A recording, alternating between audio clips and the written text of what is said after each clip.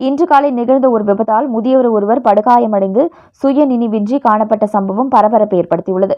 கோவை காந்திபுரத்தில் இருந்து பாப்பநாயக்கன்பாளையம் செல்லும் சாலையில் நடுவே சிறிய அளவிலான பள்ளம் ஒன்று இருந்துள்ளது. அந்த பகுதியில் குடிநீர் குழாய் கசிவு ஏற்பட்டு உள்ளதால் வெளியேறும் நீர் அந்த பள்ளத்தில் நிரம்பியுள்ளது. இதனால் சாலையில் பள்ளம் இருப்பது தெரியாமல் இன்று காலை அவ்வழியாக இருசக்கர வாகனத்தில் சென்ற முதியவர் ஒருவர் எதிர்பாராத விதமாக அந்த குழிக்குள் சிக்கினார்.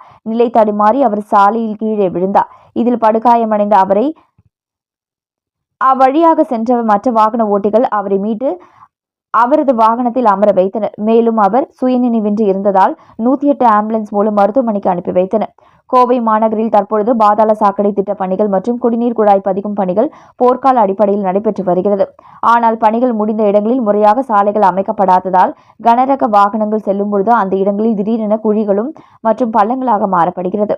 குடிநீர் குழாய் உடைப்பு அல்லது சிறு பள்ளங்கள் ஏற்பட்டால் அதனை அப்பகுதி மாநகராட்சி அதிகாரிகள் உடனடியாக சரி செய்ய நடவடிக்கை எடுத்தால் மட்டுமே இதுபோன்ற விபத்துகளில் இருந்து பொதுமக்களை பாதுகாக்க முடியும் என்பது அனைவரின் எதிர்பார்ப்பாக உள்ளது.